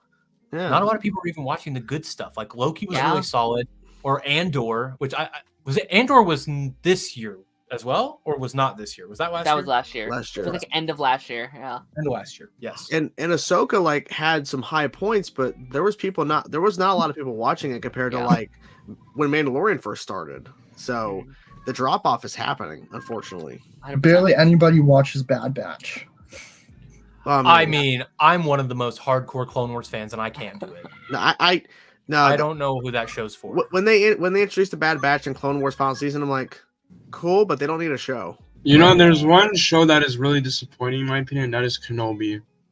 Kenobi was quite. That was last year. Quite disappointing. Yeah. It's just I don't know. I just didn't feel I don't know. Vader was I can't even explain it, but I feel like they should have done way more with Vader and using an AI technology to replicate James Earl Jones' voice is just a big slap. But the show is supposed to be about Vader and Obi-Wan, right? It's not supposed to be about Rifa. Well, he did sign off on that voice thing, but I get your point. I get your point because it's not at least they did get consent. That's bare minimum. The main thing for me. There is sometimes you're like, but he doesn't have it anymore. His voice is gone. Yeah, which is totally that's one of the rare points where I'm like, okay, I guess I understand this. Yeah. Over the Flash. I don't even know if we want to talk about what they did. That was atrocious. No, it's the problem with the Obi-Wan show is I think it had some good moments, but I feel like the show should have focused more on Vader and Obi-Wan because we didn't really see their rivalry. We only saw for episode 3 and 6. We didn't see for the other episodes. Wait a minute. Did you just say you wanted the Obi-Wan show to focus on Obi-Wan? Yeah. How dare you? That's not woke enough. I feel like Reva's character has a place there. It's even that is just so. It just for me, it feels like they were writing the episodes. It's like they wrote episode 1, then shot episode 1, edited episode 1, and then they moved on to episode 2, and then they did the same thing, and then they did episode 2. It just feels very disjointed. as you go. It seems like you did one at a It should time. have been a movie. It should have been a movie. Yeah. Wait, But somebody I don't get the point of the Other two- character. The somebody Reaver. edited it down to like 2.5 hours of movie. I'm following I someone. bet it. I watched an edit of the show into a movie. I did a video on it, and someone else is also doing an edit right now where they're adding new visual effects, new shots. I think I saw the one. I think I saw that. It was pretty good. It's I very, saw the- very, very well done, and I believe it's somebody who has worked for Lucasfilm in the past, so they are very like they're doing the work, and it's not like a disrespectful thing where it's like just blatantly being disrespectful about the property. It's just like they feel like they can add on and trim the fat. I feel like there should have been way more flashbacks with Obi-Wan and Vader. I feel like we should have got more with Anakin, more like I don't know, man. I don't disagree. I definitely don't disagree. You know what? I will say one thing. Hayden did say he wants to come back for more projects. Yeah, that's a positive. I think out of Disney, Star Wars, whatever you want to say about it, good and bad, like at least Hayden Christensen wants to act again. That's cool. Yeah, I think that's a win. I love him in has Ahsoka, been really cool. man. Ahsoka was so. Oh my god, he was great in that show. Yeah, Ahsoka really, I think, had the highs and lows. The lows were very, very, very low, but the highs were pretty good. Yes. I still haven't finished the last episode. Who are you? Who, me? Yeah, you. I'm your father. Oh, I forget sometimes. All right. Any kind of last minute things that we want to mention right before we kind of wrap up? Cocaine Bear. our today? Yes, that was on my list. That was on my I honorable really mention. enjoyed that movie. I It's had so a good crazy. time. It's so crazy. That was a good one. That was a good way to start the It year. should be a franchise. Yes, I agree. That Well, it movie- is. It is. There's Cocaine Shark. Is it It's, really? That's the thing. Is the thing. Yeah. And Is it like cocaine part of the sloth. same world, or is it like? I don't. I Separate? think it's one of No. those like Sharknado instances. It's a where rip Oh, off okay. thing. Yeah. I would watch that too. Like, do like a flamingo or something. Like, just go down the list of animals. I'd watch that, or like a anthology series where each episode is a different animal. You know, there's one movie I'm really excited to see next year, and that is Terrifier 3. I'm actually Thank really. you for being someone to bring it up. I am needed really to be excited brought because Terrifier 2 is so good. Like I know it was so last good. year, but it was still pretty good. I loved it, man. Very was- good. Art the You want Clown to is support a good. real indie. You want to support real indie filmmakers. Terrifier 3 is going to be a big one for you next year. You know, Damien Yeah, like, Leon and his you team can tell- I don't know denied if you working in noticed. studios. I don't know if you noticed when you saw the new teaser, the camera and the quality looks so much better now. It does. It looks very good. It's definitely a new rig they have going. There was definitely some controversy that sparked from that teaser, and people just got to understand. You know, there's I don't think there's going to be any harm done because for people who don't know, I want to give you a little context. That Terrifier 3 promo came out to show that the movie is going to be released next year. It's basically like how Matt Reeves did that camera test video of the Batman and released it to promote it. Basically, that same deal was with Terrifier. They wanted to shoot something real quick. It's a kid going downstairs to see Santa. It's like they're catching Santa, put all the gifts out, and it turns out to be Art the Clown. It turns out to be Art the Clown, and he's giggling, and it says Terrifier 3. And there was controversy over the fact that people thought that kids were going to be harmed. Not actually, but like that children were going to be in danger in the movie Terrifier 3. And I just because some people think that, and I got to tell you, that trailer, that teaser isn't in the movie. What is released is like a camera test, promo material thing, because the movie doesn't start filming till next year. So there's just common misconception with that. And also, not to mention, buddy, I think the opening of the movie will be where we left off with the post. Agreed. Yeah, it's gonna leave off the post credit scene. So it's yeah, like, you might be right about that. There's no way that's a scene in Terrifier 3 because they haven't even started filming it. So I don't know. no, it's people I think read the headline and didn't read an article when it came to that problem because it's like misleading some people. Like they think it is. People are thinking something else when it's not. And I mean, to be fair, if you look at the timeline, that came out in the same week. Damien Leon was like, I chose not to work with studios because they weren't going to let me do what I wanted. And it's like, okay, you know, you see a child in the teaser. He says that. I can see why some people would connect to that. But I still think this movie is going to be a lot more Christmas themed though. Like agreed. winter theme. I mean, I still think that's going to happen. What's up, 3Dubs? Who the What's hell up? is on, buddy? Who the fuck? Just kind of my final thing that I kind of need to talk about, just to mention it, is Ted Lasso also ended this year. One of my favorite shows. I love Ted Lasso. Now, it was, again, my least favorite of the 3 seasons. Like, I do think there was a bit of a drop-off. But Ted Lasso, I think, still puts itself as one of my favorite shows of all time. Just as this kind of great 3-season run that it just emulates. Like, I kept saying, like, it's the show that's needed to exist. The show that just emulates positivity and just tells a really, really, really good story about the sad man, this really sad man that wants to do everything he can to make the world a better place. So Ted Lasso came out this year. It was great. Sad to see it go, but great content there.